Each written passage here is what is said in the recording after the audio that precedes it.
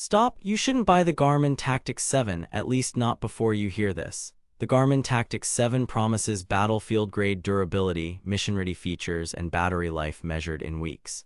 Either we've reached the wrist-borne command center we've always wanted, or we're paying premium cash for redundant features and marketing math. On paper, it's wild.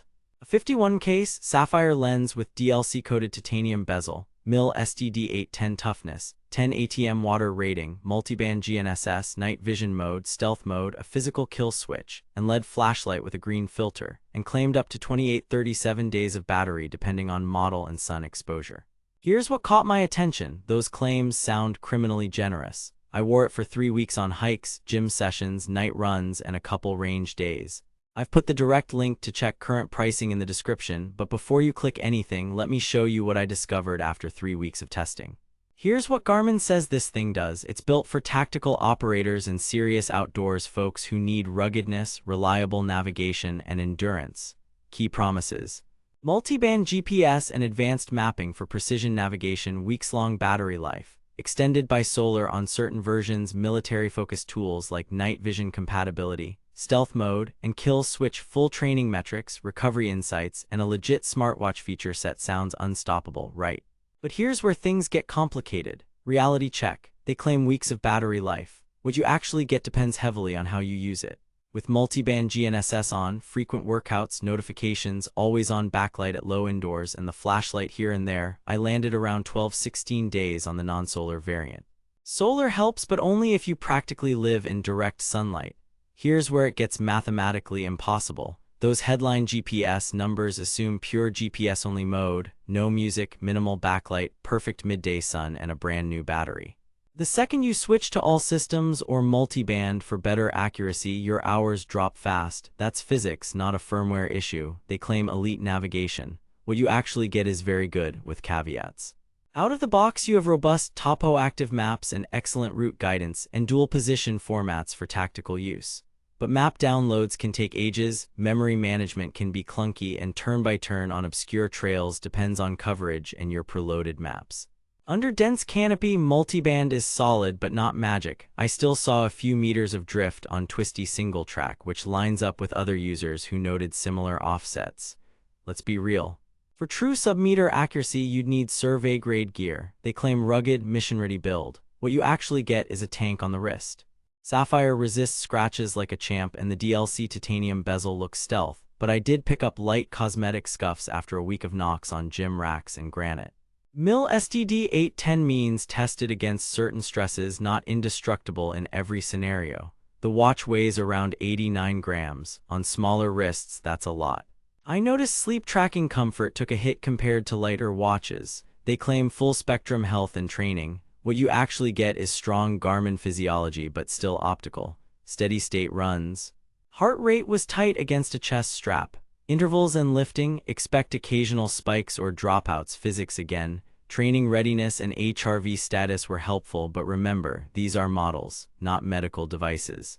Here's where things get interesting. Most people don't need night vision mode, stealth mode, or a kill switch that wipes the watch. Those are niche and you pay real money for them. The plot twist.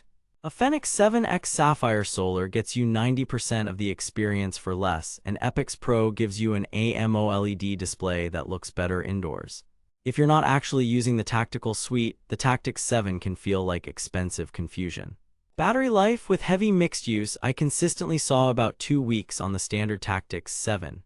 GPS only runs at 1 second recording, averaged roughly 10-11% battery for a 90-minute trail session in multiband.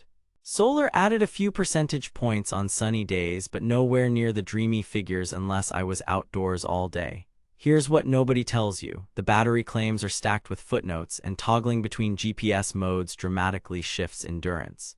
GPS and navigation. Multiband improved lock in city canyons and forested trails versus single band, and breadcrumb navigation was reliable.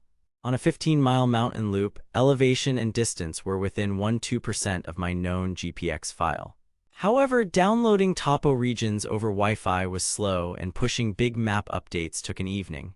What the marketing doesn't mention: if you want the best guidance, you'll spend time curating maps and routes, build and ergonomics. It looks fantastic in a blacked out, no reflections kind of way. The LED flashlight with a green mode is legitimately useful for night hiking and preserving night vision, but the 51mm case wears big. Under sleeves it's a chunk. Touchscreen is handy for maps, but in sweat or rain I defaulted back to the 5-button layout because it's more reliable. The MIP display is outstanding in sun, just okay indoors unless you kick on the backlight. Smart features and training. Notifications are fine, music storage works but drains battery in GPS, and Garmin Pay is hit or miss based on your bank. Training analytics are top tier for endurance folks, yet the accuracy still hinges on good HR acquisition.